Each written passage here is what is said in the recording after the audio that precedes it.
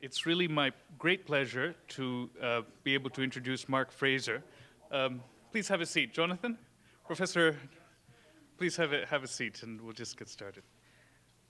It's really a great pleasure to be able to introduce Mark Frazier, who we had wonderful good fortune in being able to convince to join us at the New School. Professor Frazier is an authority on many subjects, and in particular on matters to do with Chinese labor and social security and pensions, but he has a very broad-ranging intellectual ambit, and it's been my good fortune to be able to really learn how broad it is. I've had some very educational and valuable discussions with him already in his stay here. He and I just returned from a visit to Beijing. In fact, Mark was in Delhi as well as in Beijing. I couldn't join the Delhi portion of the visit. It's part of a very important and interesting initiative by the India-China Institute at the New School to help to encourage younger scholars, PhD students or recent PhDs in one of the countries who are working on the other or working in some comparative way. And I saw in that context that Mark was able to make excellent methodological as well as substantive contributions to the development of these young scholars. And I expect that he'll do much more of the same here at the New School. The India-China Institute, as many of you know, is really a unique institution which aims to bring about what I like to call the New School, a different vision for the New School focused on the changing world as a whole. And of course, while cognizant of the inheritances and traditions of the New School, really focuses on some of the dramatic changes happening in the world and how they affect the United States and the world as a whole. Today, Mark is going to speak on the question of who is Xi, and as you know, Xi Jinping, who is a figure that many of us would like to know more about. And more generally, I think illuminate the question of the mysteries behind the political transition in China, and the workings of the Chinese political leadership and the Chinese political system. It's really a breathtaking thing to think that the fates of so many people in China, but indeed in the region and in the world, depend on a process which is so non-transparent and indeed, for most of us, a mystery. So I hope that by the end of this lecture, I at least will know much more than I did at the beginning. I expect that I will, knowing how much Mark knows about many of these things. One of the great moments during our trip to China was when we shared a trip in the taxi back to the airport, and Mark took a picture of the taxi door, and I didn't understand why he was doing it, and then I understood. He explained to me, and I understood that he was memorializing this taxi door which had no door handle because the security establishment had asked all the taxi drivers to remove the door handles and thereby prevent the passengers from opening the door or indeed pulling down the window to throw out leaflets which might criticize the party leadership. So he now has this, I think, as a course material and perhaps as a cover for his next book. Maybe we'll be lucky enough that he'll show us this picture. So without further ado, please join me in warmly welcoming Mark Frazier to the New School and this occasion. Thanks very much, Sanjay, for that introduction and that fond remembrance of our trip from which we just returned over the weekend. I also wanted to say thanks to Ashok Gurung, who is the Senior Director at the India-China Institute, and to his whole team, much of which is here tonight, for giving me this opportunity, plus all the very hard work that they did to put this event together and this really nice poster together that's all over campus and all over the websites. It's an opportunity for me to offer some broader reflections about Chinese politics at this very important landmark transition that we've heard so much about, and talk about timing. It was I guess about a month ago that Ashok said, hey, why don't we move this up? Because by November 5th, 14th, people will be tired of hearing about the Party Congress. And I'm glad that I stuck to my guns to still hold it here tonight because, by the time we're finished here at 8 o'clock tonight, more or less, about an hour later, that is to say at 9 o'clock Eastern Time, 10 o'clock in the morning Beijing time, the new membership of the Politburo Standing Committee will be rolled out. I just learned that today. We all did as we were looking at the news today about the conclusion of the formal Congress and then the start of a plenary session of the new Central Committee tomorrow morning. So our timing is great. I thought today about, well, why don't we just scrap the lecture and have a watch party, turn it on CCTV and see what happens. But as Sanjay said, we are just back. I'm back from 2 weeks in China and India, where we had many conversations about things like corruption, inequality, governance issues, among much else. And I was struck how, at least compared to past visits that I had taken to China, past recent visits especially, how my Chinese colleagues and friends were, let's say, much less boastful about the alleged merits of their political system over, say, that of India's. In fact, it was interesting in China, there was great anxiety about this political status quo and a great dissatisfaction with the status quo, as there was in India. And in both instances, one saying that the other, that is to say in China, they said, well, our problems are much worse than those in India's, and in India, our problems are much worse than those in China. But there was this great deal of dissatisfaction with the political status quo, and that dissatisfaction is the focus of much of what I will talk about tonight. I'd like to begin, though, by sharing with you a story from the days when I was a graduate student in the 1990s, doing research in my dissertation research in the archives of two cities in China, Shanghai and Guangzhou. And local archives in China, like anywhere else, contain documents and reports and maps, photographs, and the like of the city's history. But not like anywhere else, at least not like most places in the world, the local archives in China are administered by the municipal committee, the municipal party committee of the Chinese Communist Party.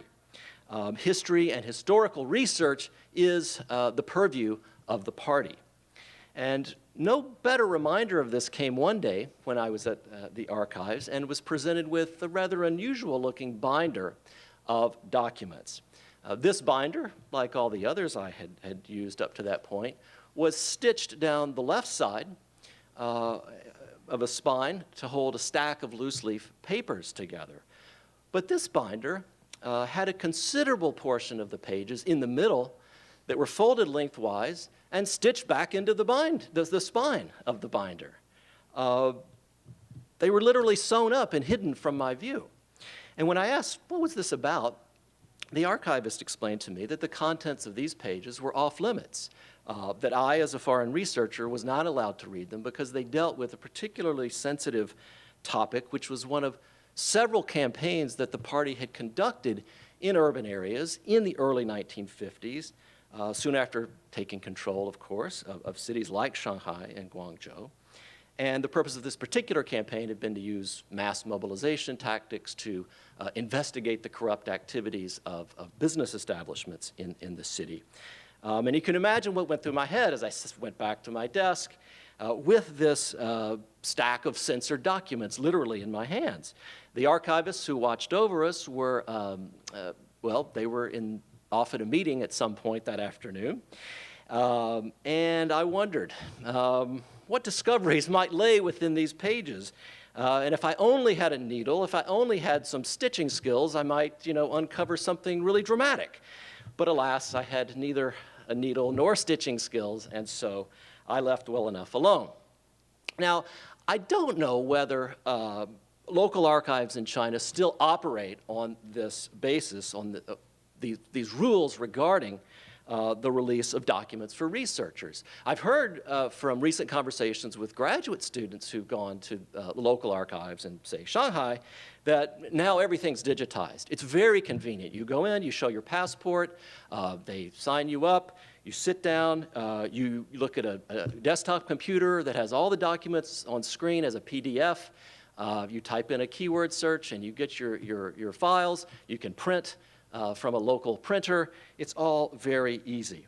Well, I suspect that despite this digital transformation of the Shanghai archives, that some documents anyway remain hidden from view. And now that they no longer need to be stitched together, they can simply be erased out of or not show up in a keyword search. Like so much else about Shanghai, it is modern, it is convenient, yet information and politics remain tightly controlled. The party, as we know, still actively manages history, news, educational content, textbooks among them, much, much else, including tonight's topic, politics and policy debates. And I think this image of the stitched up documents that I received at the local archives is an apt one for the study of Chinese politics. What one reads and what one sees and whom one interviews is almost always politically self-selected. Or, as a well-connected China watcher once said, describing media coverage of elite politics in China, those who know do not talk, and those who do not know, or those who know very little, well, they do all of the talking to the press. And it may strike you that reading about something that happened as long ago as the 1950s would not constitute a state secret. I was certainly luckier than the US citizen of Chinese heritage who was arrested in the year 2000 and thrown in jail for endangering state security was the charge. This was after he was found collecting and copying newspaper articles from local libraries and so forth on the Cultural Revolution. The newspaper clippings were on that subject, that sensitive subject. He was later released thanks to a petition by many scholars around the world to the Chinese government, and I suppose some intervention as well, though I'm not sure about that, from US government officials. Now, I don't want to suggest that collecting data, sources, text, and so forth for research on any subject, anywhere, anytime, is an easy thing to do. All of us who've engaged in research have encountered obstacles and disappointments along the way. Nor do I want to suggest that it's impossible to do good social science and good historical research in China today. But what I do want to say is that it remains very difficult, if not impossible, to conduct the careful kind of political analysis of the sort that many political scientists do with relative ease elsewhere. They study the positions taken by politicians by reading their speeches, by looking at their voting records, their bill sponsorship, many other possible ways that politicians make their views known or obfuscated at least, but at least we can read them and tease out what kind of policy position they might hold. Now, so much about China, of course, has changed since the 1970s, but in surprising ways, little has changed about and with the study of political elites in China, political leaders. Neither Chinese citizens nor analysts of Chinese politics know much about the political views and policy stances of leaders, including Xi Jinping.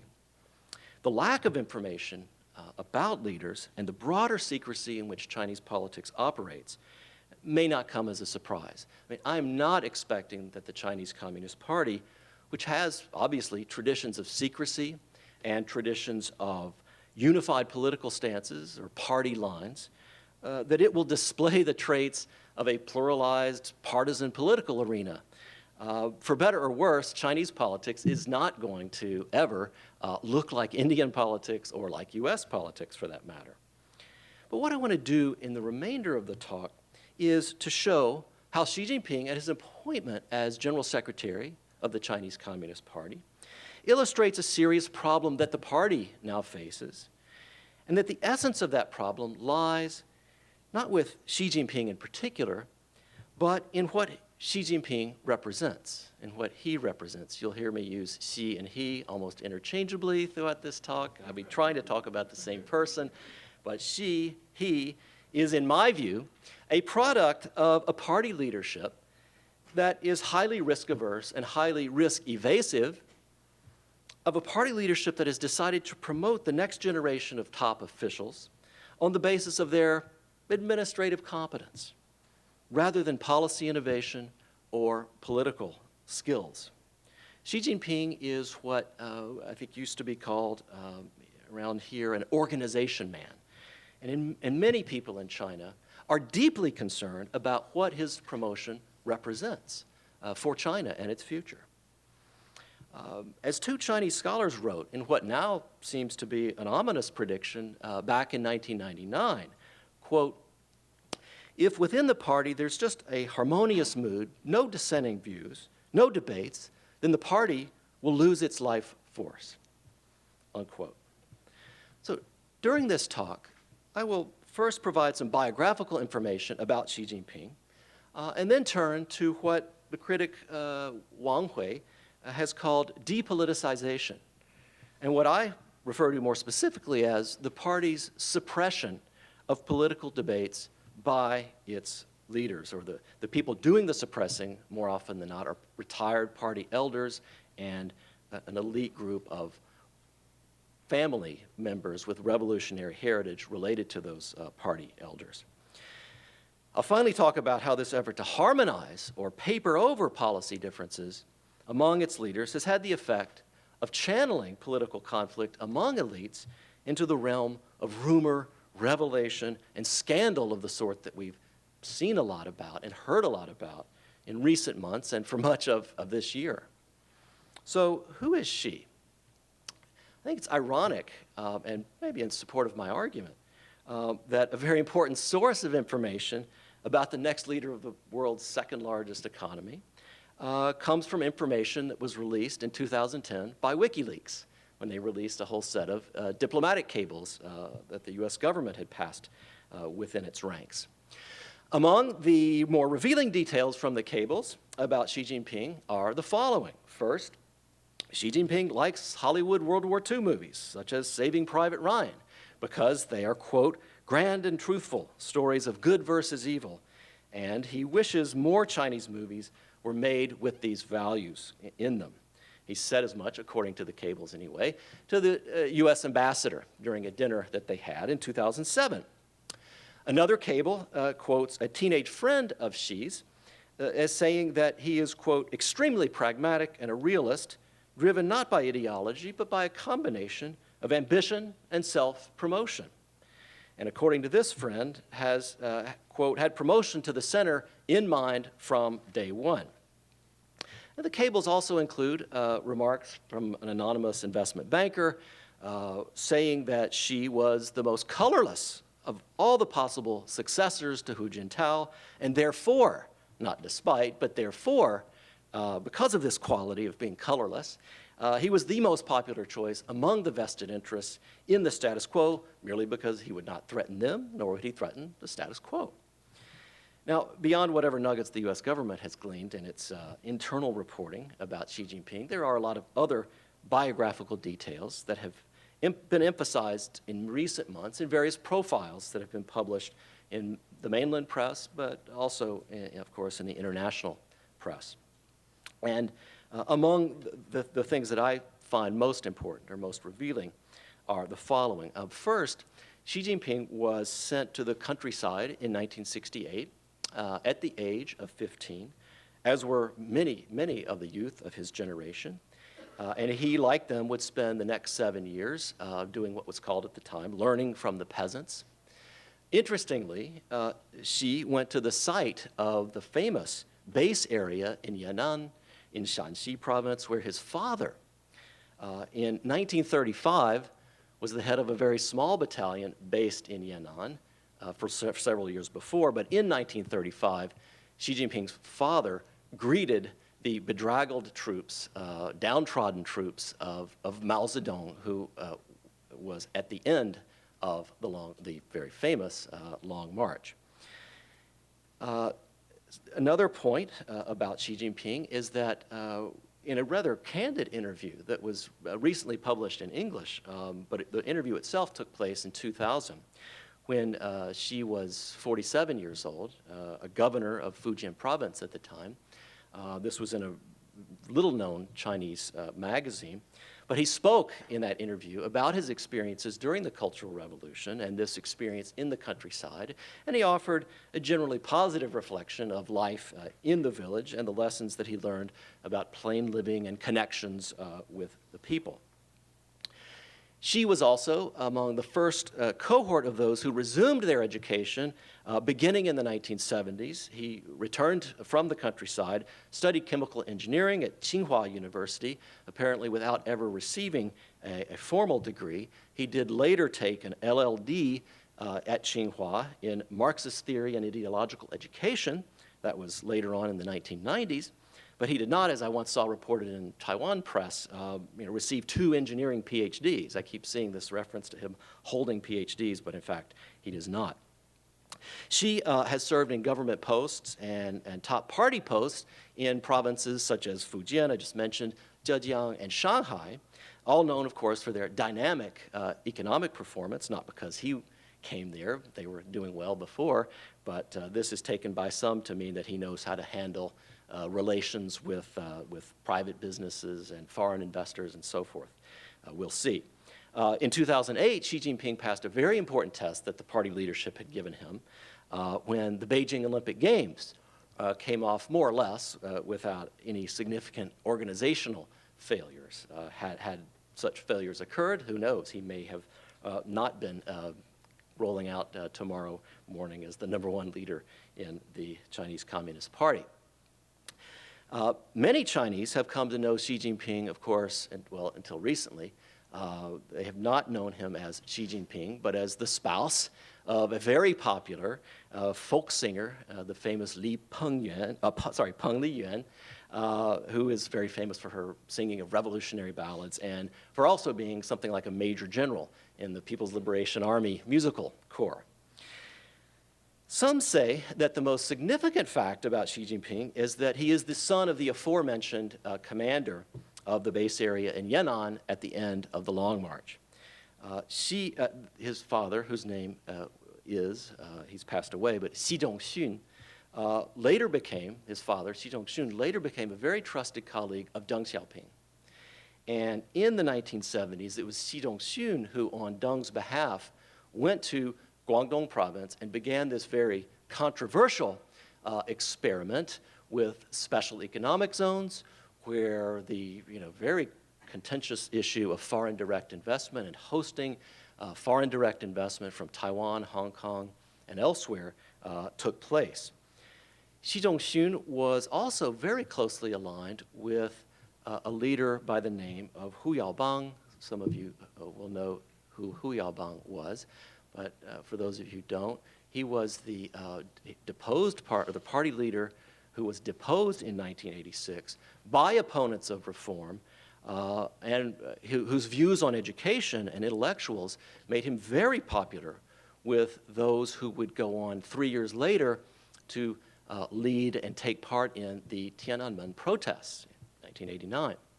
And that may sound like a lot to know about a Chinese leader, and no doubt we'll keep hearing more and more about Xi Jinping in coming days as this leadership transition gets consolidated. But the obvious question mark in any portrait of Xi Jinping is where he stands on specific policies, on crucial issues, ranging from corruption to political reforms to foreign policy. And if we look at his speeches, they are revealing mostly for what's not in them rather than what he actually says. Here are 2 recent discussions that illustrate my point about the great confusion over what Xi Jinping's policy stances are and will be. First, Xi Jinping gave a speech on March 16th, 2012, this year obviously, just one day after it was announced that Bo Xilai had been removed as the party secretary of Chongqing, and with it, the many puzzling details of that case. Thank you. here so it doesn't slide. The speech that Xi Jinping gave the day after the Bo case was opened up with his dismissal, the speech was a detailed explication of something that Xi Jinping called the purity of the party and why this was so important. And in the speech, he said the following, quote, "The purity of the party is the basis of the advancement of the party. Its advancement guarantees its purity. The 90 years since the establishment of the party proves that the strength and the development of our party lies in a wide variety of sources. The purity of the party has a fundamental influence on the party's innovative capacity, its cohesion, and its ability to fight. When the purity of the party is maintained, the more powerful it becomes, the more it can develop. When the purity of the party is weakened, the party's capacity to fight will diminish, and its development will be harmed." There are, to me anyways, a lot of circular reasoning going on in that particular passage, but I think it's revealing in many ways about, potentially anyway, how Xi Jinping would talk about, in a public way at least, the issue of corruption. He did put things much more succinctly in a talk with local officials in Zhejiang province in 2004, when he warned them not to let close friends and family members profit from their connections with officials. And in it, he said, quote, "Rein in your spouses, children, relatives, friends, and staff, and vow not to use power for personal gain." Now, this quote, interestingly, was also used in a recent Bloomberg investigative story that detailed extensive dealings by Xi's own relatives, amassing hundreds of millions of dollars thanks to their connections to him. So he was not apparently able to rein in the folks he was warning everyone else about in 2004. Another speech or text that I'd like to share with you, the second and final one, is that in September of this year, during Xi Jinping's mysterious 2-week disappearance, Reuters and other news outlets were informed by unnamed sources that Xi Jinping had met with a prominent reform advocate named Hu Deping, who is the son of the aforementioned Hu Yaobang. These sources paraphrased to reporters what Xi supposedly had told Hu Deping. Xi Jinping remarked, according to this story, quote, "Since the people are getting impatient with mere talk about reform, we must raise high the banner of reform, including political liberalization," unquote. Xi had, however, given a speech on September 1st at the opening of the Central Party School in which he said nothing of the sort. The message in this speech, in a nutshell, could be found in Xi Jinping's remark that, quote, "Leading cadres at all levels should make unremitting efforts to study theory, especially to conscientiously study Deng Xiaoping theory. The important thinking of the three represents," that's a reference to Jiang Zemin, "and the scientific development concept," which is a reference to Hu Jintao. Continuing with the quote, "They should strive to master the stance, viewpoint, and method of Marxism and enhance their self-conscious adherence to the theoretical and institutional ways of socialism with Chinese characteristics." Now, given the ambiguity over his speeches and other remarks, what can we say about Xi Jinping? While it is difficult to find much coherence to Xi's political profile, we still see many commentators reading into Xi's views what they want to project onto China and its future. Optimists see him as the leader who will bring about political or long-needed political reforms to China. Pessimists, of course, see otherwise. I think the most important point to understand about Xi Jinping is that he represents a generation of party leaders who were born, of course, after the 1949 revolution, who came into positions of power in the government and in the party, just as the reforms were getting started in 1979, and they have mastered the skill and the art of advancing in a system that rewards mediocrity and punishes those who would debate personnel questions or policy issues decided by the party elders. As one outspoken liberal advocate of political reform observed, quote, now our politicians are all bureaucrats who've risen through the ranks. To put it simply, they're more mediocre. They're not leaders, but they just follow policy. Those who are sharp and independent-minded will be eliminated by the system, and the most obedient ones, the ones without edges, will get promoted. This is the quote that made it onto the poster if you're looking closely. We could call this pattern what the China scholar Bruce Gilley has termed the end of politics, or what Wang Hui has discussed, as I mentioned earlier, under the notion or the concept of depoliticization. Regardless of how we label it, it refers to the decline in political competition or contestation among elites. Now, please note, it does not mean a decline in elite conflict. If anything, conflict intensifies as factions scramble over the really valuable amount of money that can be made with these personnel appointments and the patronage that can come with these personnel appointments. What I'm referring to is a decline in political debates over policies and a decline in competition over visions to guide the future of China. That is what is being suppressed. Now, I have 3 points to make about this suppression of political debates among China's current leaders. And the first point is that it was not always this way.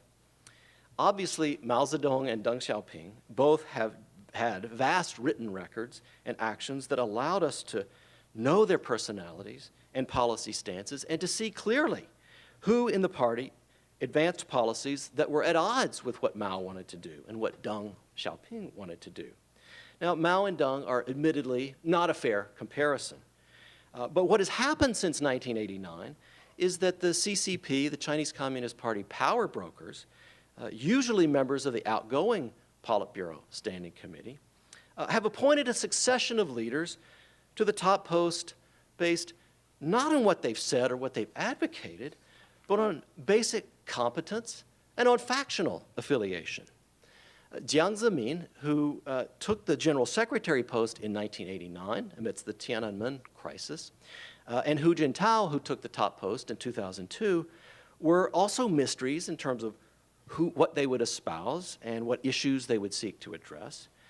They were both incidentally hand-selected by Deng Xiaoping, and Xi Jinping will thus be the first party secretary who was not explicitly given the blessing of a paramount leader, unless you want to count Jiang Zemin as a paramount leader, which is something of a stretch.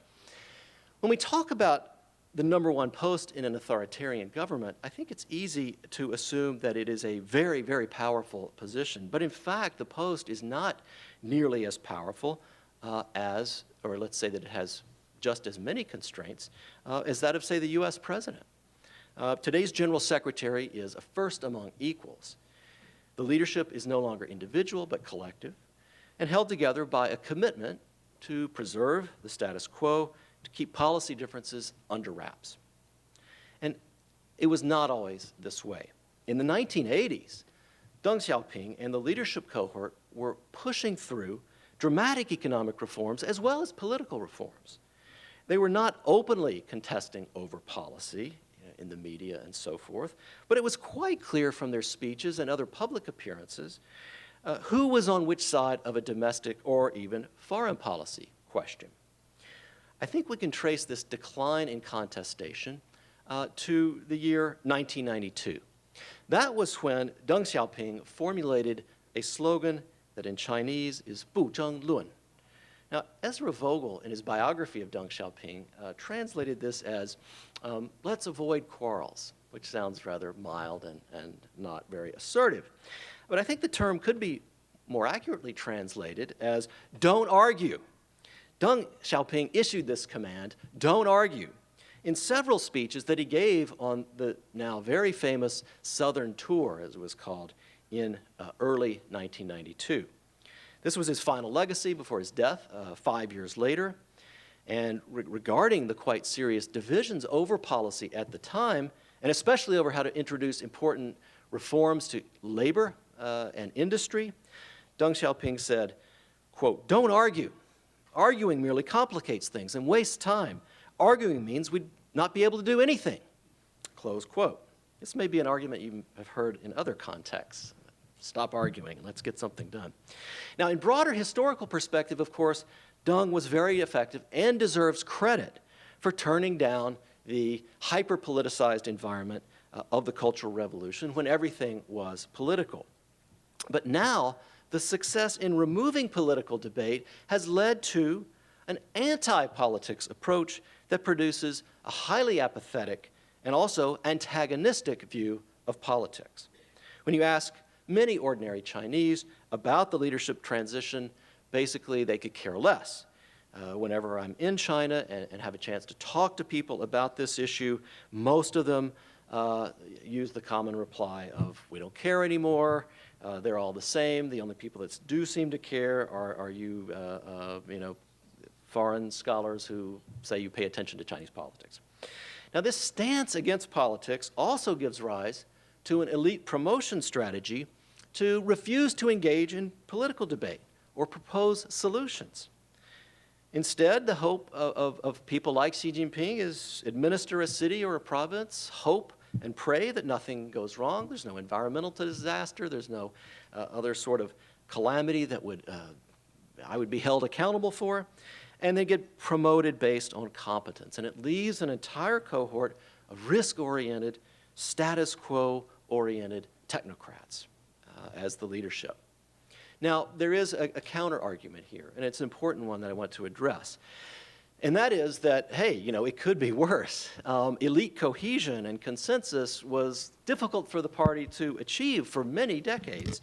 And, what about the fact that there have been 2 peaceful transitions in power, assuming everything goes well in the next 5 or 6 hours, that one happened in 2002 and one happened now in 2012.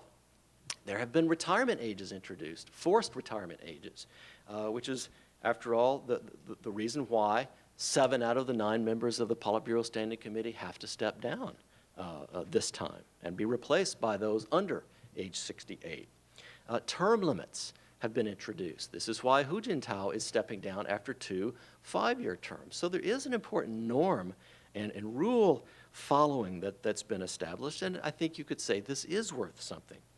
But the reason that these reforms were introduced back in the 1980s was to prevent succession crises and elite splits of the sort that had been tearing the party up during the Mao era.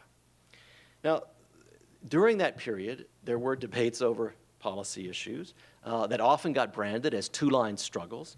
The victors in these struggles would purge and arrest and even extinguish the losers.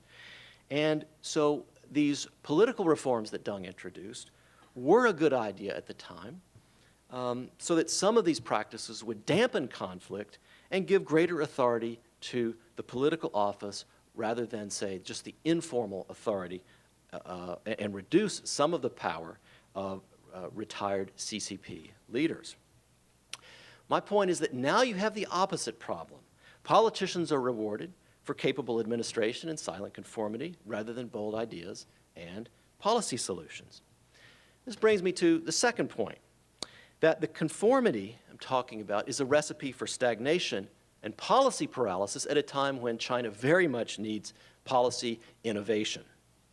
And with the exception of a few noteworthy declarations by Hu Jintao and Wen Jiabao, the outgoing party secretary and president, of course, and the premier, Wen Jiabao, regardless of, with the exception of a few of their statements, we really have no idea what the leaders of China's stances are on very important issues that China faces.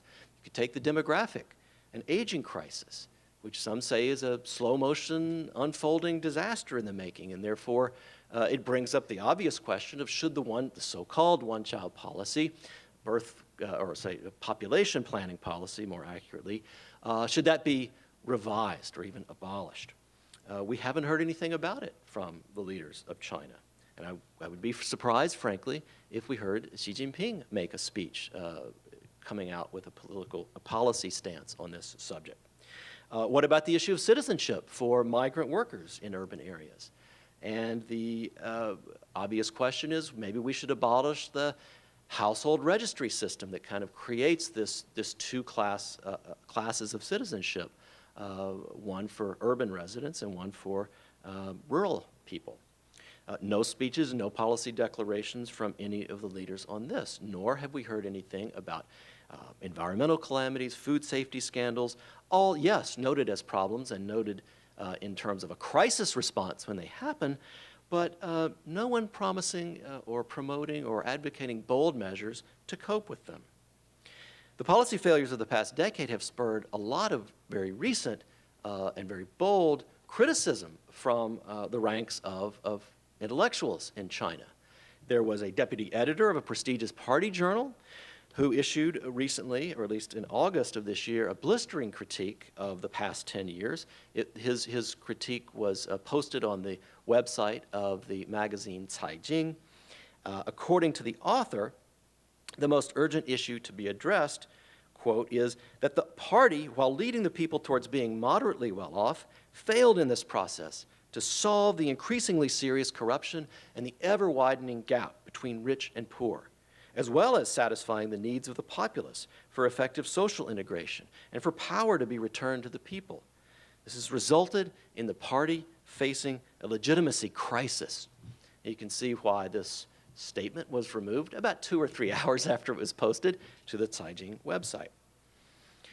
Now, as I've also suggested, we might forgive Xi Jinping and many of his generation for assuming that the end of politics and a stymieing of political debate is a good thing, given what they went through as teenagers or young adults during the Mao era when they had their political socialization. But to me, the 24/7 hyper-politicized environment of the Mao era versus the utter absence or near absence of politics in the current era represents a false choice. One can have political debates. One can do so with relative transparency in China without this leading to an elite split. With the caution that always comes with looking elsewhere for examples, one could point to Mexico under the PRI, the party that led Mexico for so many generations, so many decades anyway, having done this with a kind of one party, 2 or 3 factions system arrangement that lasted it fairly well. There are other places. Singapore is another possible example, albeit, given the scale, maybe a comparison that one should make with great caution. Robert Dahl, the political scientist, of course, called this pattern of political competition among elites many years ago one of competitive oligarchy, and it was a very important dimension in his analysis of politics. Now, some say that China and its leaders, whether we're talking about the emperors or the Communist Party or the Nationalist Party, have always preferred to operate in secret, behind the view of the public, and especially behind the view of foreigners. The party indeed has an obsession with secrecy and a practice of stifling debate, but in my view, in the somewhat checkered 60-year history of the parties governing China, the most politically dysfunctional periods have been those in which political debate was suppressed.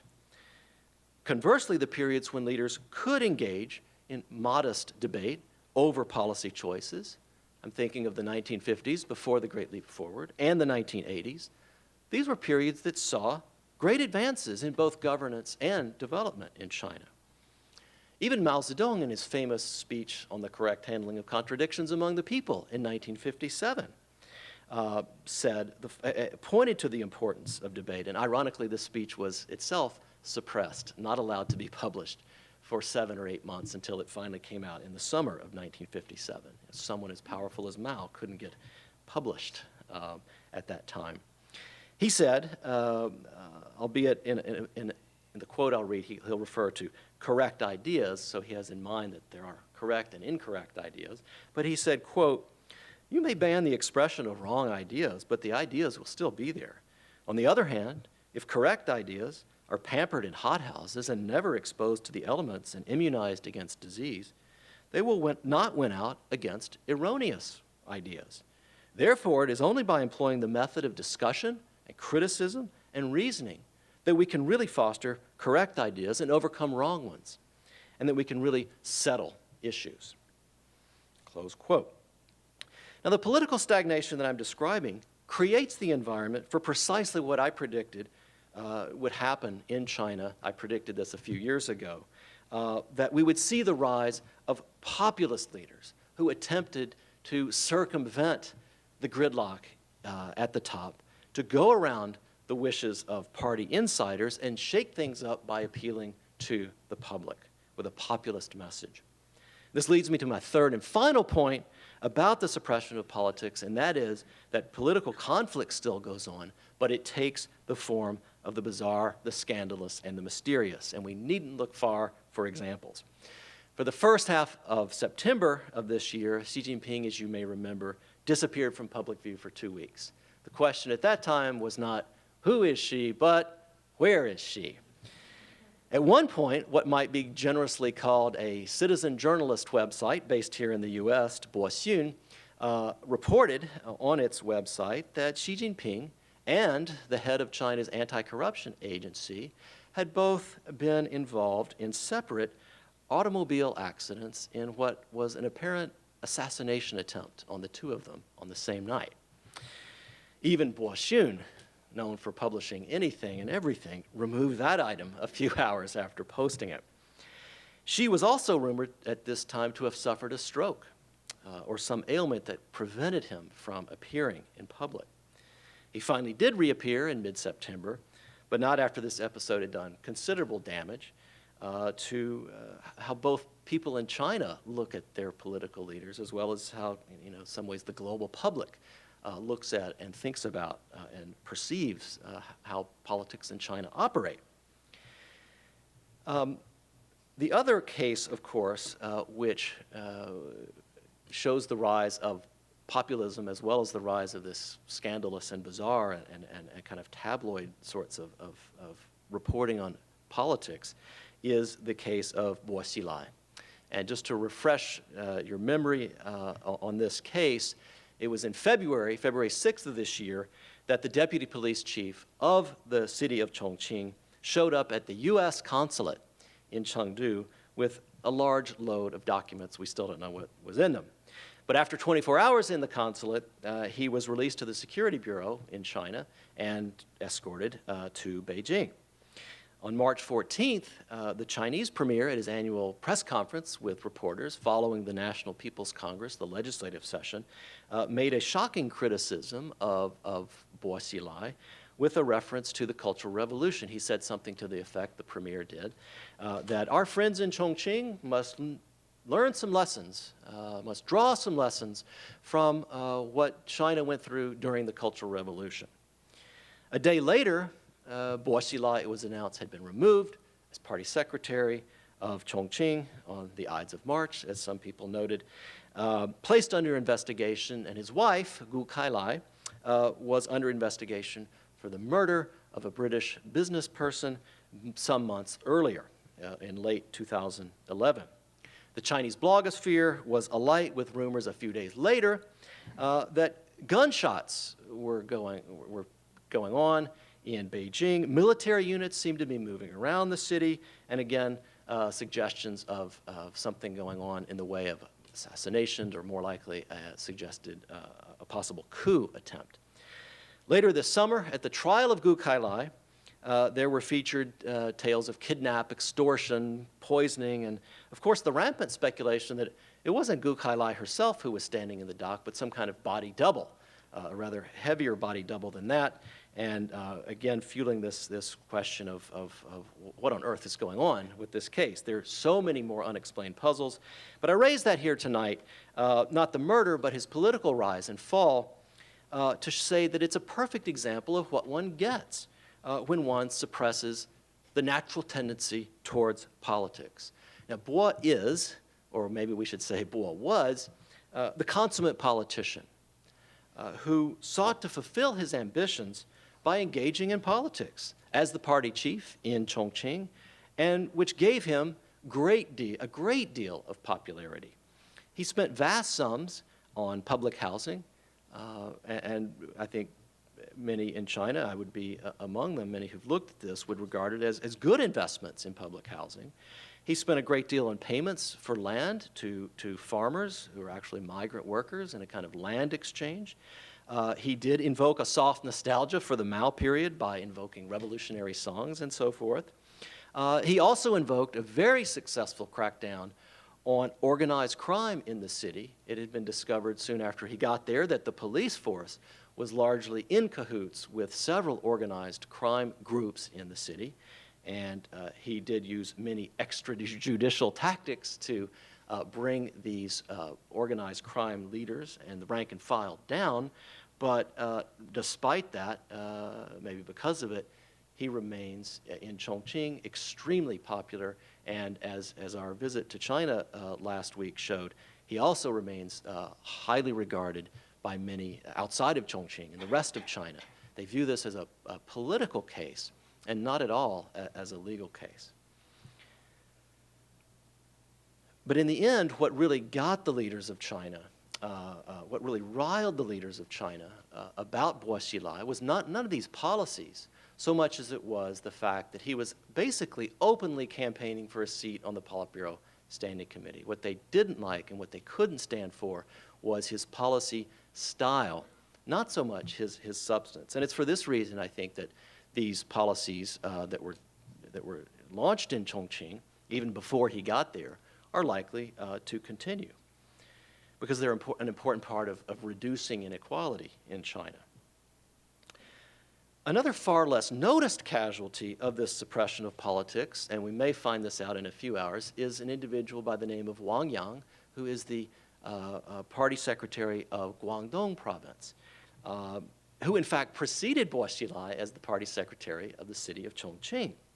Wang is also a politician who seemed to be promoting his own set of policies and political status in a much more liberal kind of liberal or neoliberal sort of approach to policies. But he made some very important statements that I wouldn't regard necessarily as neoliberal about labor rights and union organizing. He intervened in several strikes on the side of workers, and was also, again, suspected of playing politics and trying to get a seat on the Politburo Standing Committee.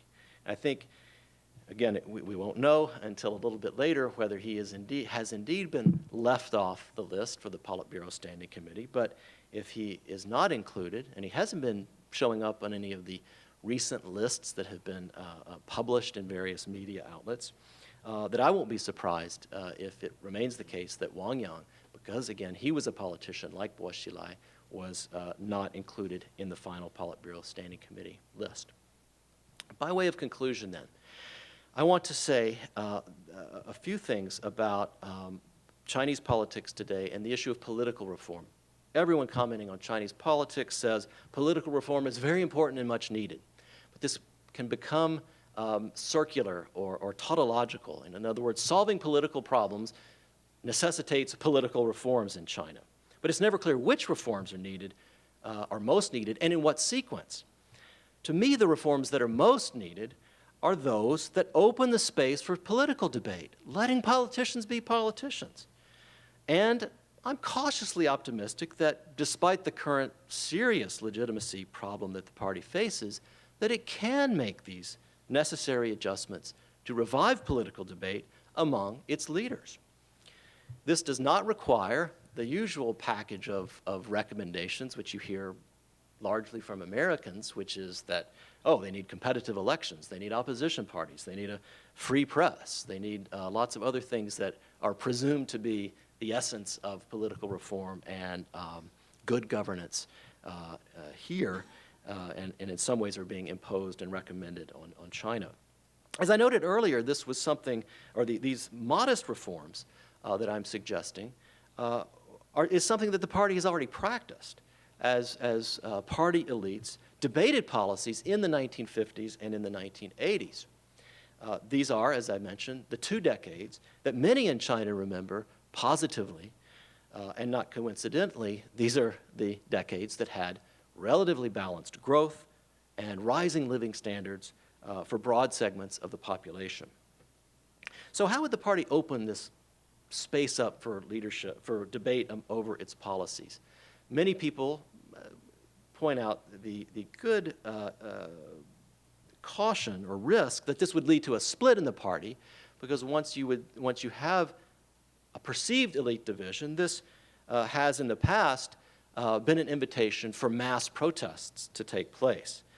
Others along the same lines say that the Chinese Communist Party can never overcome the culture of Leninism, in which members are supposed to fall in line behind a leadership decision. But we should not overlook the numerous venues that already exist in China for political debate to take place. I'm thinking here of the National People's Congress, the legislature, which I mentioned earlier. There's also a group of 8, maybe more, non-communist political parties that are organized into something called the Chinese People's Political Consultative Conference, which no one can remember in Chinese or in English, but it's basically this informal body of non-communist political parties that have a long history dating back even to the 1940s, but that the Chinese Communist Party has allowed to exist and survive. It's currently very much regarded as kind of window dressing, but it is, I think, a potential very important forum for political debate. Local people's congresses, local legislatures at provincial and municipal levels also provide another important arena for policy debate to take place. There's another now extinct institution, but it could be revived, known as the Central Advisory Commission, which Deng Xiaoping started in the 1980s to move people who were being forced to retire into that commission so that they would have some place to go to during the day and some job to pretend like they could be doing. But it provided at that time an important forum for debating policies that were being considered back in the 1980s. Deng Xiaoping shut it down in the early 1990s. And I think that the most likely case for why I'm cautiously optimistic that the party will do something like this, to reintroduce policy debates, is because they're already taking place with great intensity in Chinese society, outside the state, among public intellectuals, among social media, among think tanks, and lots of other venues. And it seems to me the party, again, in its own crass personal interest, would want to co-opt these debates, bring them into formal institutional settings so as to manage them more easily. And if the party and its leaders do not acknowledge these debates by openly discussing them, the party will continue to look like it is out of touch by offering slogans instead of debating ideas, and continue to lose legitimacy at a very critical moment. Finally, let me anticipate one or more of your questions by now offering a thought on where China is headed, what's going to happen in the future. And I always, at this point, like to caution against the tendency towards teleology, to assume that China is in some kind of transition. A large group of China watchers, professional and otherwise, you've heard them, look at the evidence and say China's on the transition to market capitalism and democracy of some form. An equally large group of analysts who are influential, maybe not as large as the ones who are saying that China is in transition to a market democracy, a liberal capitalist democracy, but this group looks at the same evidence to conclude the opposite, that China is on the path to becoming the superpower, super authoritarian threat to the U.S. and the rest of the world. A small group of influential scholars also says, a third group, that China is on the verge of collapse. What all of these views have in common, of course, is they make really good headlines. They're very clear in their predictions, and they offer a simple path to a future China. Now, my views are the sort that never show up in headlines. I think it's because I think that my views are the most likely and least sensational scenario, but the reason my views don't show up in the headlines is because it's something like the status quo will not change very much. A rather bland prediction, but one I think that is the most probable to happen. What I mean by the status quo will not change very much is that a Chinese Communist Party leadership is going to continue to grapple with all sorts of governance problems, like lots of other countries in the world, but will make sufficient adjustments to stay ahead of things, to keep corruption from spiraling completely out of control, to keep inequality at manageable levels through rural development and other anti-poverty programs that have already introduced, and to prevent the worst kinds of environmental disasters, and so forth. Despite the seriousness of the charges I've laid out here about the absence of political contestation, I do think that a new form of limited political contestation will reemerge because, again, it is not entirely new to the party in its long history and the institutions are already in place to have these policy debates take place. And I think the reemergence of the policy debates is not likely to lead to the elite splits, because whatever policy differences do exist, the basic consensus among party leaders is to preserve the dominance of the party and to pursue the continued expansion of China's wealth and power. We're not having the kinds of deep ideological divisions almost that we saw in the party in the earlier periods, say in the 50s and 60s. So my main closing message is that we need to pull ourselves away from the tendency to get lulled into teleology that China's heading along a path towards some terminal destination point. If you consider the fact that China has been transitioning away from a planned economy for longer than it was a planned economy. This is, you know, it was a planned economy for 25 or so years, and now it's in a post-planned economy or a transitional economy. This is obviously something's wrong if the transition is longer than the original state you were in. So if we dispense with transitology, we see a China that looks like many other countries that we pay attention to. It's beset by many problems. It isn't addressing these problems as well as it should, but it is doing something. And it appears quite capable, I think, of muddling through without collapsing, without transforming itself into a liberal democracy or an authoritarian superpower. Thank you very much.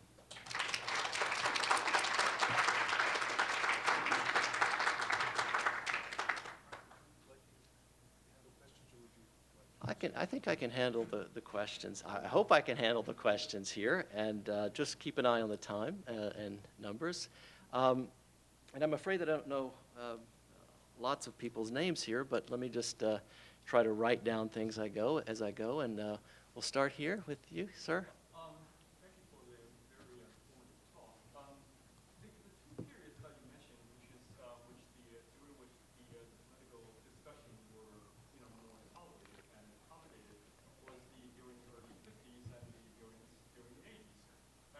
But the obvious context of that, of course, was during the 50s. That was right after the founding of the People's Republic, Yes. Where the economy was pretty much collapsed, right? So there was, in the sense that there was more of a consensus within the leadership about what needs to be done at the time, and also following in the 80s, of course, was following the disastrous Cultural Revolution. Again, that everything was in shambles. So then there was more or less a general consensus within the leadership in terms of what needs to be done.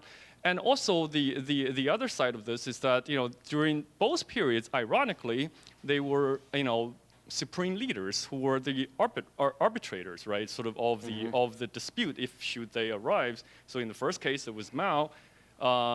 Before the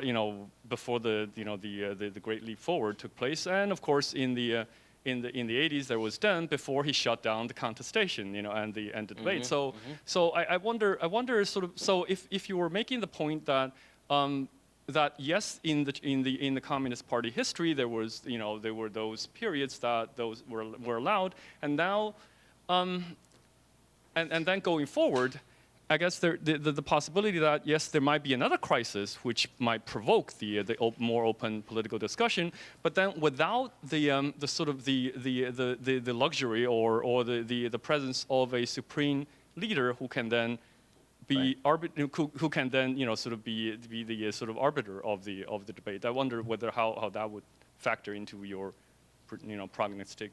Okay. If I might respond to these one by one, I think I'll remember the essence of the questions better. So I would, not sure I would completely agree that the 50s and the 80s were a period of strong consensus about what needed to be done. Yes, there was this notion of having just come out of a difficult period and that something needed to be done. But you still had in the 50s, these very vigorous debates over should we adopt the Soviet model, or others who said, that's the opposite of what, and they're the ones who eventually emerged victorious, that we need to not have this vertically oriented planned economy adopted from the Soviet Union, but instead a more decentralized, more spontaneous, more localized kinds of economic policy and domestic policy that would, do what Mao really wanted to have done. In the 80s, yes, we need to, there was consensus about moving out of the Cultural Revolution and moving out of the, cult of personality or whatever we want to call Mao's leadership style. But there was still very strong disagreement over, yes, we all agree China needs to prosper, but there were debates over and a lack of consensus over what economic policies would be most needed. Now, to your point about the supreme leaders who could come in and arbitrate and step in and make a decision to, stop debate and move ahead with a particular policy, this is something that obviously would be absent if things evolved as the way that I predict and the way I guess I hope too, that you would have political debates. But I think that rather than a supreme leader who has to stifle debate or bring it to an end and forge a new consensus, I think that some of the institutional developments that have taken place would allow for there to be sufficient protections against things falling completely apart. That you would have a policy debate. You would obviously need to bring it to an end somehow. This could be done. This could be a mechanism by which something like voting within a legislature on a particular policy could be done, because they know that there is no person on a horse coming in to settle the debate, and that wouldn't be such a bad thing, I think, in the eyes of many, including especially, our conversations last week in China. I remember asking someone, I said, well, what is it that really you think is most needed? Is it just, and he said, well, it's just media coverage of the Politburo meeting where they're going to select the leaders. Let people stand up and say, hello, 24 colleagues, this is why I want to be one of the 7 people on the Politburo Standing Committee. And if you put me on the Politburo Standing Committee, I promise that I will do the following policies. Who knows if they'll live by those promises, but at least the nation could see this debate and could, I think, have a greater sense that there's a lot more transparency in how this process is going on, and to see what policy issues are being talked about. And of course, it would give the people in the Politburo the incentive to, knowing that they were, at least, if they weren't being televised live, that the transcripts or portions of this would be videotaped, and they would be able to speak in this way to the public in ways that have never happened before in many senses. Thanks for the question. Okay, I see Lily's hand. Yeah. Why do you want to strengthen the party and the state? Why not allow or recognize or acknowledge the democratization of politics in Chinese society overall? Why monopolize political power in the party and the state? Isn't it a good thing for the party to become just a source of bland, competent administrators and have populist leaders in society bring up the issues that people are really concerned with, and have the people in government respond to these populist leaders? Because if you have all of this contestation within the party state itself, it's very dangerous. And the country is too big to sustain that kind of contestation, which is idealized in the West as debate. We just went through a presidential season here. How much of a debate did we have that was really transparent, that gave insight into how government really works? Billions of dollars were spent for what? So, I question the premise that quote-unquote transparency requires public debate, and I question the premise that that has to occur within the party state, as opposed to a relationship between party and society, or state and society.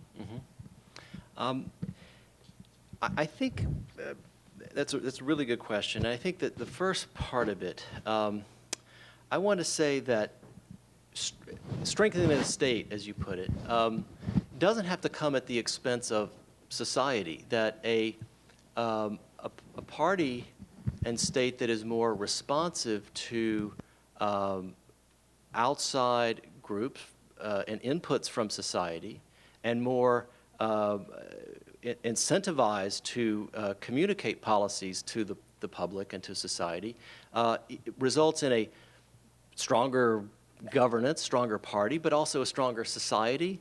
A more, power is diffused in ways that it hasn't been before, that it's not under this highly transparent system, that information is more widely available and shared.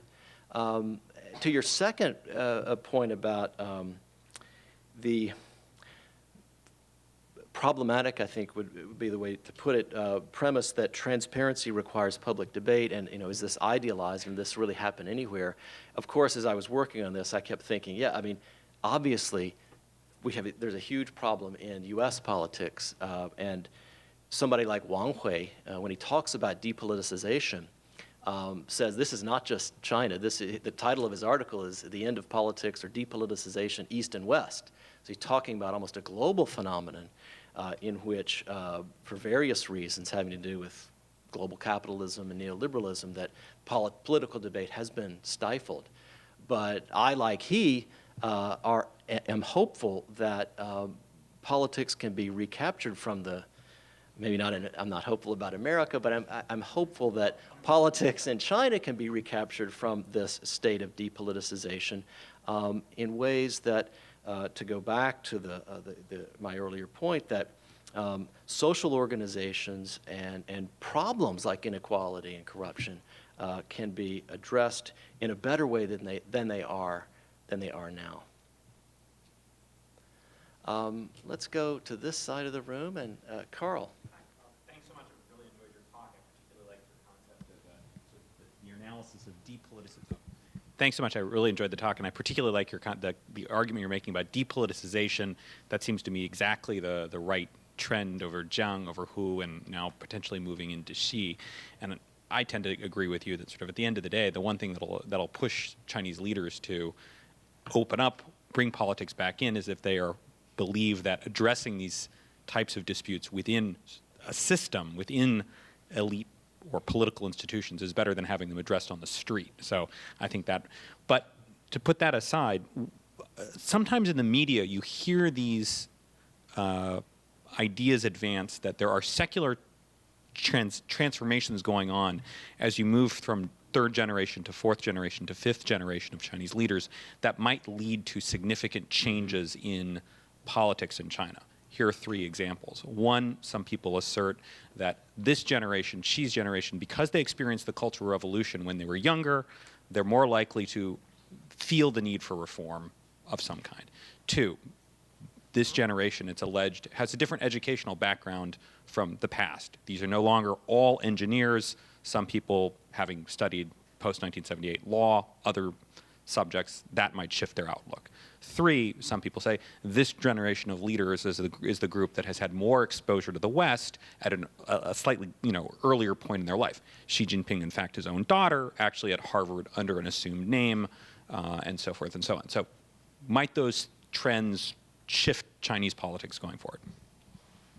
Yeah, this is an argument that one hears a lot about, and I was stunned at the statistic I saw about this Central Committee, or I guess the outgoing Central Committee. No, it wasn't the Central Committee. It was the whole party Congress being 90% holding college degrees of the 2,200 some odd members, which, yes, could potentially represent different approaches to problems than, say, 20 or 30 years ago when only 5 or 10% of the National Party Congress had college degrees. But I, on the other hand, worry that this enhancement in the educational profile and the experience of the West and sending one's daughter to Harvard only is a reflection of the highly elitist and maybe out of touch, this further insulates the party elite in ways that are just as serious as some of the problems I've pointed out here. So it remains to be seen whether this generation, I mean, one day there'll be a generation coming into power who never experienced the Mao period. They will have only been post-79 cohort. And it's not necessarily the case that they'll have a more positive or more capable outlook in dealing with the problems of China, whatever those might be at that time. So I guess I'm one who is a little skeptical about putting too much weight on structural changes like this of generational profiles, demographics, and this kind of thing. Yes. Here comes the mic. Wang Yang is not, according to Xi Jinping, if they can be believed, Wang Yang did not get on the standing committee, but he's still on the Politburo. He's still on the Politburo. Okay, we have the hot off the presses here. I saw you hold the newspaper up as I was talking. My question to you is, given what I've heard from several people, I assume that you will agree that Xi Jinping is not likely to reevaluate Tiananmen. I'm just curious as to what your take on that would be. Not likely to evaluate, by which you mean reverse the verdicts, have an investigation. Yeah, I would agree. Yes, I would say not likely at all. I saw when I was in China watching the opening of the Congress, there was Li Peng televised in one of the audience shots, and that was the first thing that occurred to me. And then thinking, the television producer has been told to put Li Peng and Jiang Zemin and other retired people onto the audience shot list as the speech is being read. So again, this is something I wish would happen, but I don't see that it would happen, where they would come back and say that this was all, what it was, instead of this counter-revolutionary riot or whatever the verdict was that was passed down. Yes, in the front. Yeah, there's something about the fact that China is restarting itself as a country since Mao. And it's a very large country. Lily, I think, mentioned there's all this variety. And the question that I have is, it seems as if they have major problems to deal with that we no longer are able to deal with at all, because we have a divided Congress, we have a president that seems not able to speak as well as he used to. And there is this sense that the problems that we have to deal with, which China is aware of, I believe, like climate change, are things that require a government that can just say, we're going to do this, we're going to move into this, we're going to change this. And one thing I have always believed, I may be wrong, but I've always believed about the Chinese governmental people is that they come in with a Confucian ethic, that they believe they have a responsibility and they think about what that responsibility is. Now, that's always been my thought, and I don't know whether you agree that they have that sense of responsibility and that Confucian ethic guiding them. I'm not sure exactly what is meant by Confucian ethic, but I mean, there certainly is in You use your mind and you have a responsibility. Okay, and I think the other part of that is that, you have a responsibility, and if you fail in that responsibility, if disasters happen across the land, you have this mandate of being lost and the notion of rebellion being justified, which I think is an important part of, it's more mentioned maybe than Confucian. But I don't want to impose too much of the cultural perspective or traditions on this. I think it is important to not assume that rationality and rational choice is guiding the behavior of decision makers in China. But in terms of specifics of tackling a problem, here's a problem, how do we solve it? I think that it's easy to exaggerate the ability of a Chinese Communist Party or an emperor or whatever in a setting in China, in a authoritarian setting to say, oh, I'm going to do that. I can do this because I don't have to go to Congress and I don't have to have my policies subjected to, constitutional review by the courts.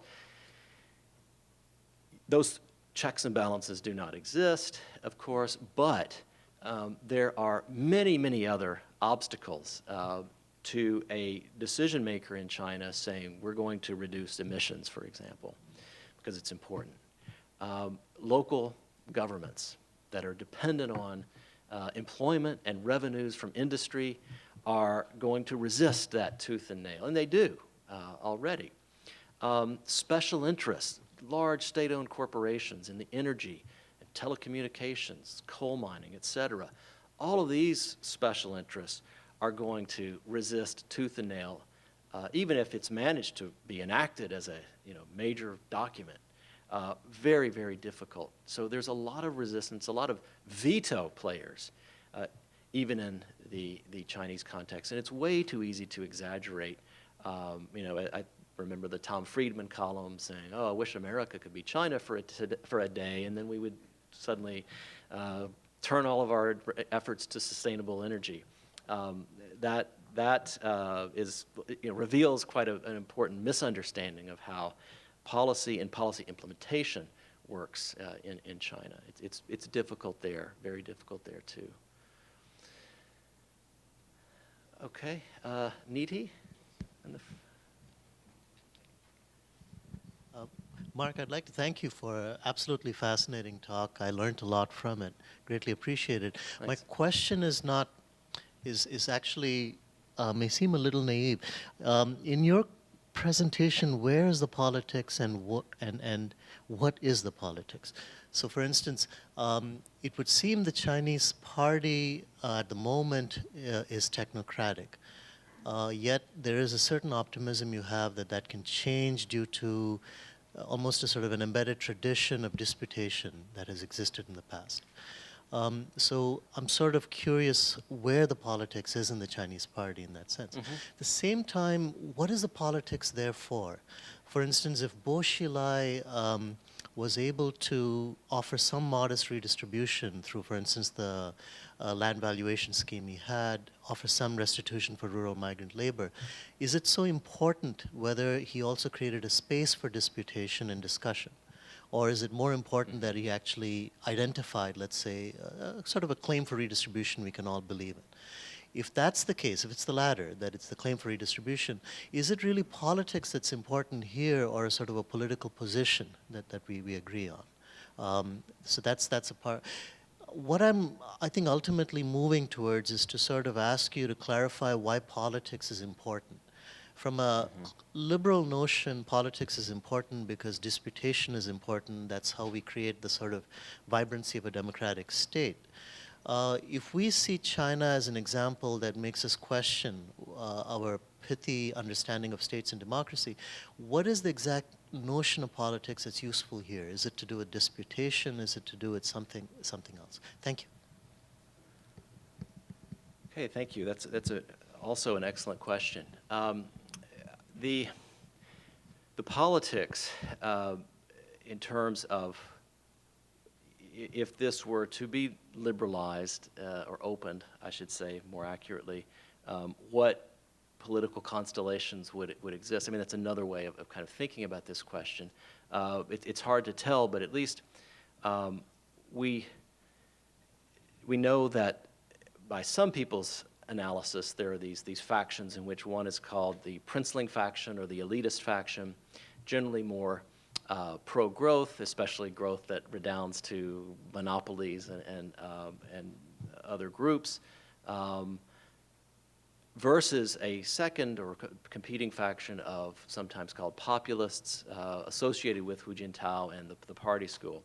I sometimes think that two-faction rendering is way too simplistic because, well, you mentioned him, Bo Xilai. He's both a princeling and a populist. And so I think it's much more fluid than that.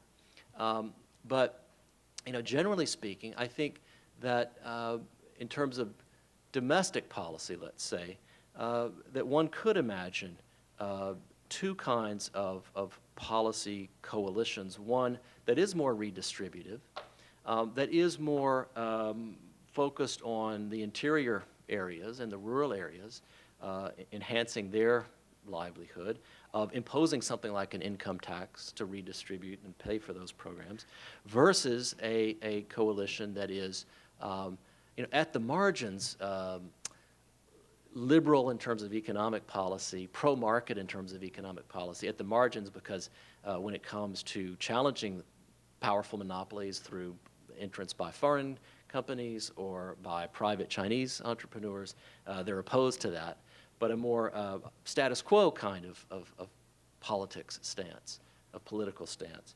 But the reason I didn't go into great detail on that is because limits of time, and I wanted to really talk first about the issue of why political debate was important. I think that's also part of your question, and it needs to be further clarified. But I think even just from a practical but maybe also normative position, that debate and deliberation in a political community is really important, because otherwise people feel excluded from a decision. And when debates are held and deliberation occurs, I think that from the practical standpoint, you get better informed public policy and better decision making. But you also get, once the policy's made and the decision is made, is that the implementation and the buy-in is generally there because people have had a chance to have their voices heard and are able to, having been involved in the deliberation over the issue, are able to comply with and implement the decision once it is made. This obviously has some limitations. When it's a 51 to 49 kind of outcome, then and if positions are highly polarized and there's not much of a center, then this just becomes a forum for arguing, and then you go home and you don't make those better informed decisions. So my argument presumes that there is some middle ground of persuadable people who will be informed by the debate, and the policy choices that emerge from it will be better than if there weren't a debate that was held, if there were just 5 people deciding for the whole group. Okay, yes? This may be a follow-up on that, Okay. but less profound and from a very layman's point of view. Why should they insist on calling themselves communist anymore?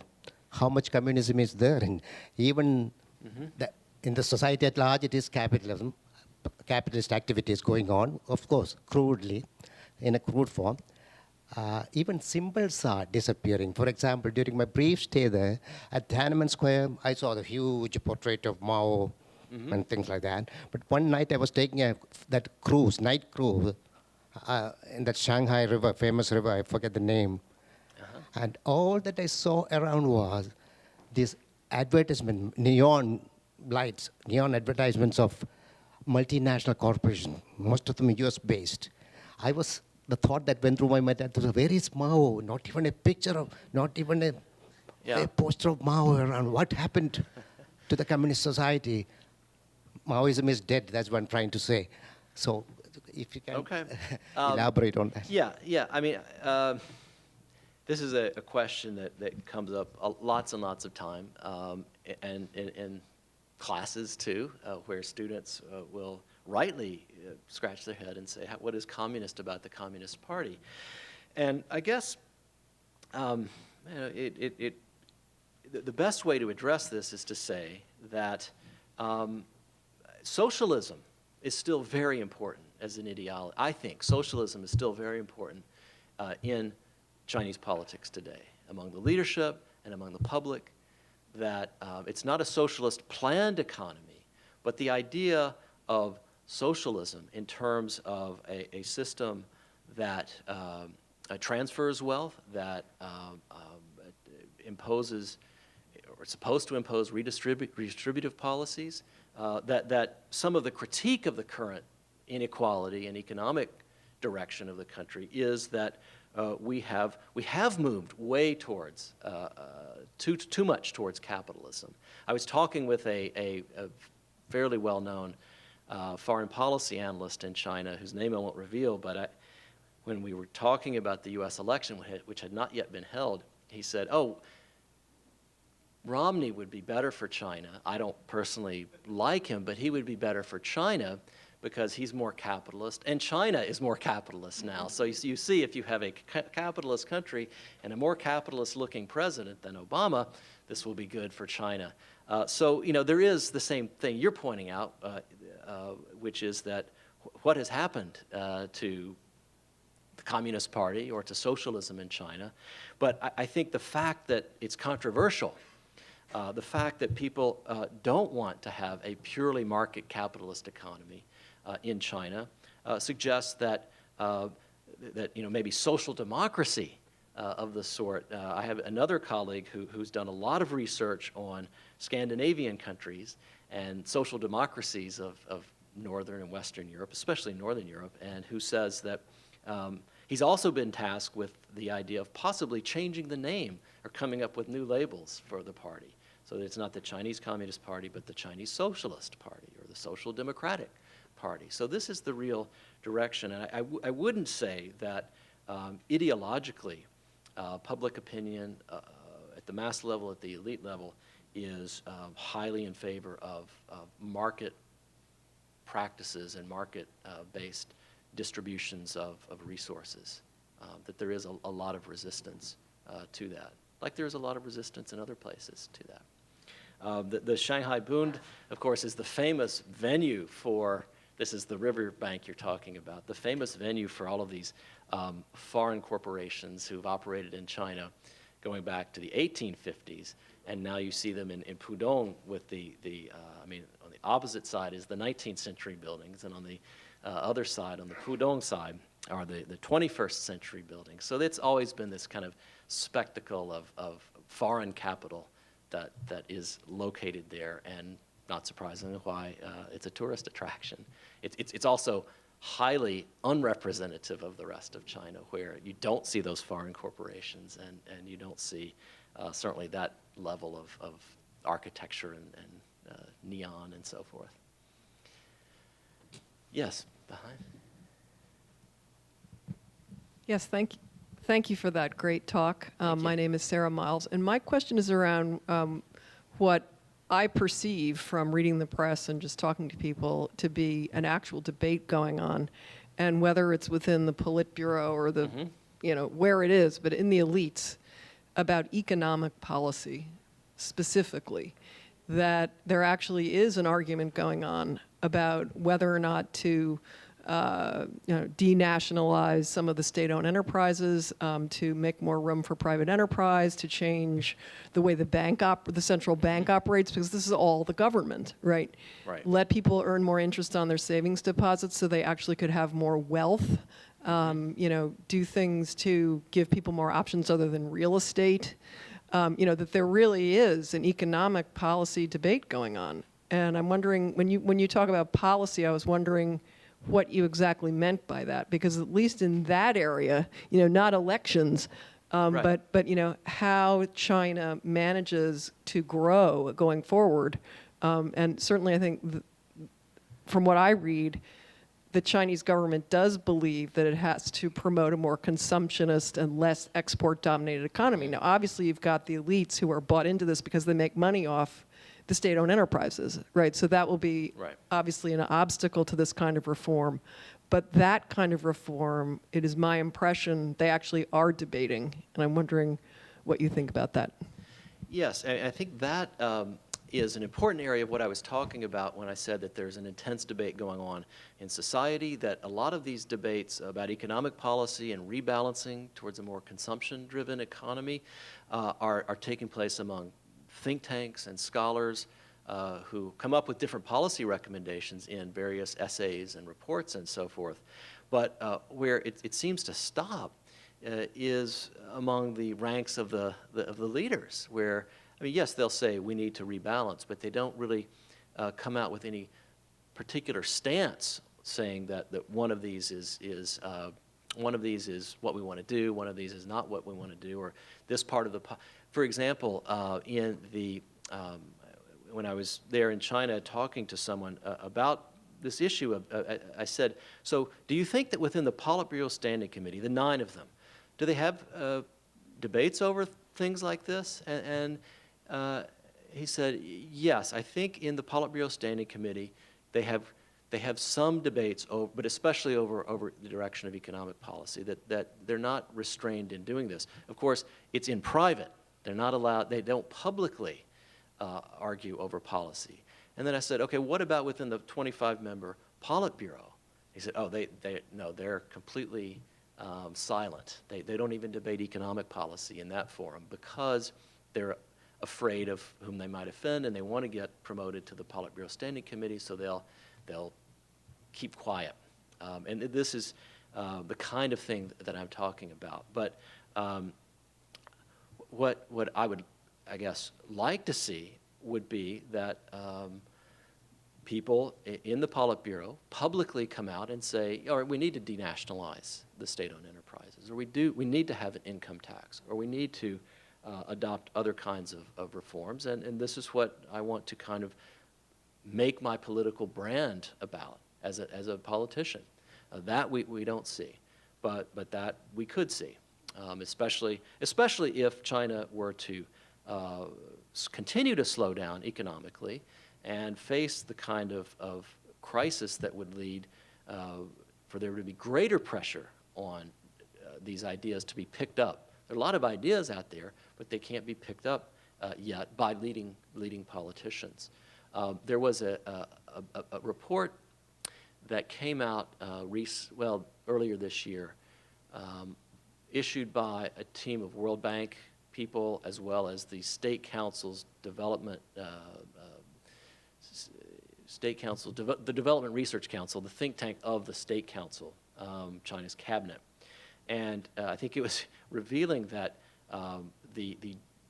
as the deadline approached for this jointly authored report to be released, that it finally came out on the day that the deadline for the report was supposed the day of the report that it was supposed to be issued. But what happened was that in the front page of the report it said, this report is being issued only in English now. It is still under draft form in Chinese, and so the Chinese side, the Development Research Council of the State Council, was still arguing over the text and the language of it, but the World Bank people dragged it out anyway. So there was, in other words, a kind of paralysis going on, even on the think tank side, over what recommendations to put into this report that was supposedly jointly authored with the World Bank.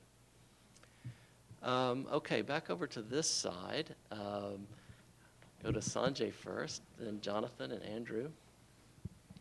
Thank you very much, Mark, for that very informative and rich talk.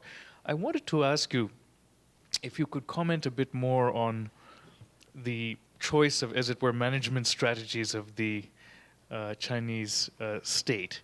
I mean, I don't think the right lens to think about democracy is only instrumentally and only in terms of the consequences that it brings about. But that is one lens with which to think about democracy, and an important one.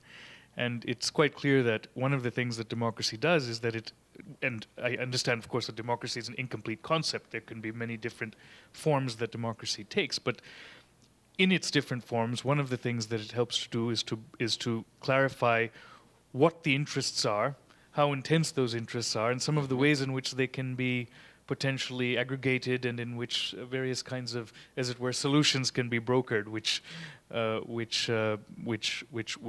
diminish the extent of the discontent in the society. And obviously, despite being an imperfect instrument, one could argue that this is one of its strengths. Now, there are other ways of identifying what the interests are, and of course, in China, there are some such mechanisms. The mechanism of petitioning the central government, for example, which seems to work or not work, for particularly intense kinds of discontent. And we also know that, to borrow a phrase which Hart and Negri made popular recently, though I believe it's Deleuze came up with it. The Chinese state goes down to the ganglia. I mean, it's the Maoist state in particular was famous for going down to the ganglia of the society, for having all sorts of information gathering mechanisms. And some of that worked to identify for the benefit of the leadership exactly what mattered and what was taking place. Though, of course, there were also instances of spectacular failure, most notably, as Amartya Sen points out, the failure to convey to the top leadership the extent of the production disaster during the Great Leap Famine, which in turn led a great leap forward, which in turn led to famine on most accounts, though that also is controversial. So does the Chinese leadership have an understanding, in your view, and whether or not it does have an understanding of this trade-off, how do you think this trade-off is being or could be managed? And I use the word managed, of course, conscious that, again, that's not the only thing to value. Sure. I think that at one level, the Chinese leadership, proclaims explicitly Western-style democracy is not for us, and sometimes they say American-style democracy is not for us, which means it could mean, a presidential system as opposed to a parliamentary system. That the separation of powers and the things you get with an American-style democracy are not appropriate. But just as often you hear that Western-style democracy is not. But that suggests that there could be non-Western-style democracies as a possibility. And of course, they always say, we have a democracy already in China. We have democracy going back to, things like the mass line, the ganglia you're talking about. Part of that was to, in the Maoist era, to learn what the masses wanted and to then, after some deliberation, take the policy to the masses as if they had been really involved in making of the policy. But the point you bring up about petitions and some of the other remarks you made brought up in my mind the issue of representation. And so how do groups within society, as well as individuals within society, have their preferences and wishes and basic material interests even represented in politics? And are there mechanisms that exist currently or could exist in the Chinese context without some radical change in the status quo to represent social interests? And this is where we could get into a long discussion about corporatism and organizations that are sponsored by the government but have some autonomy from it that would aggregate interests and then bring them into a political arena.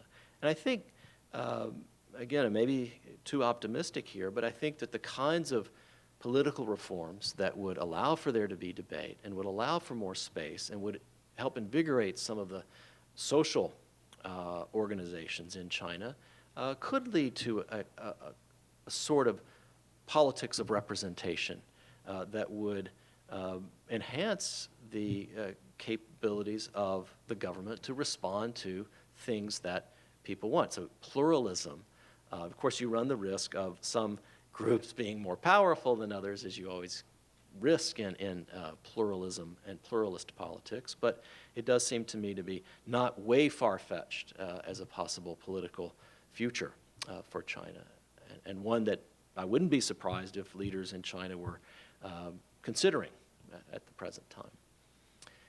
Okay, I think Jonathan and then Andrew, and then we're pretty close to the hour. Close to 8 o'clock. Thank you so much, Mark. That was really fascinating. In the Chinese transition, as with the American election, foreign policy really takes a back seat. Domestic issues are paramount.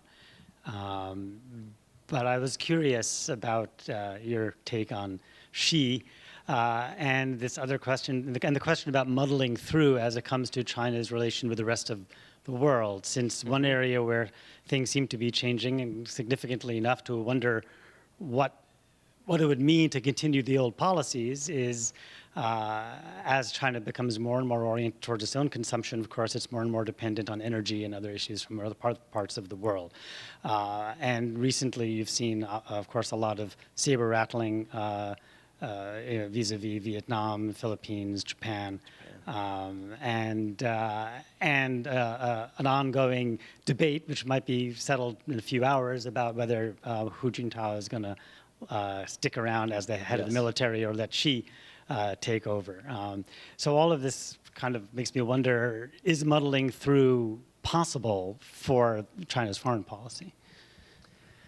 Yes, I mean, I think the most pressing question on that at the present time is this dispute with Japan over these islands, if that we want to call them that. And is it the case that there's some coordinated crisis being generated by the leadership in order to distract domestic attention from everyday concerns? Is it that kind of thing going on? Or is it the military pushing the envelope and doing things that civilian leaders, even the Politburo Standing Committee, never wanted them to do and is not comfortable with them doing in terms of patrol vessels and things like this being sent to the islands? One, we don't know, of course, but the fact that we don't know, the fact that the very constrained way in which any political leader can talk about foreign policy is a huge problem. And this is not, this may be related to what I'm talking about, is that you have to follow if you're asked to talk about it, you have to follow a specific set of party line talking points, which would mean that in talking about the Diaoyu Islands, that these are China's, they've always been China's, and we will do anything, including using force, to bring them back to the motherland. This is dangerous rhetoric, and I think that if we see the kinds of political reforms that I've been talking about tonight, then it would allow for there to be more than just one position that one can hold in the highly sensitive realm of foreign policy and foreign policy preferences. But the real wild card will be where the military stands in all this, and will they, going back to the economy questions, will they, the economy continue to generate the kinds of resources to give the military the increased budgetary expenditures year upon year upon year? If it reaches a time where that becomes impossible, then the military is going to be very unhappy, and it could really begin to, or maybe continue to throw its weight around in civilian policy matters. So we'll see. Hu Jintao, whether he's on this Central Military Commission, stays on it, or whether Xi Jinping is allowed to come back on, allowed to start from the get-go as the chair of it, is something, of course, that will come out in the next day or two. I guess one possible compromise would be that Hu Jintao steps down, but he gets to have his people, his generals, the ones who were close to him, sit as commissioners on the Central Military Commission, and he can have the seat, or at least exercise authority without holding the seat, is a possibility. Andrew? I essentially have the same question, but I can just make an extension on that question. I suppose I've read a lot in the newspapers that Xi's connection to the military is one of his strengths, or why he's considered a great candidate. And I'm wondering how that plays to this whole military question. First, what is his connection to the military, or if you could elaborate that at all? And if he has a strong connection, how would that sort of influence the direction that the military would be pursuing policies, or how their interaction with the rest of the government? Yeah. So the military connection is that back in the early 1980s, when he was just first starting out, the political career, his father, I suppose, but his connections helped him receive an appointment as the political secretary for a very highly ranked general by the name of Gung Biao. And that military leader employed Xi Jinping as political secretary for 2 years. It wasn't a long stint. But it was long enough to, people think, allow Xi Jinping to establish some network of connections with the military establishment in China. Now, it's easy to make too much of that. It could be the case that the military people with whom he established professional connections at that time, who are now in positions of power, will tell him what to do. Conversely, it could be the case that he tells them what to do. So I think it's easy to exaggerate that experience will somehow allow him to have authority over or influence from military on foreign policy and other international relations matters.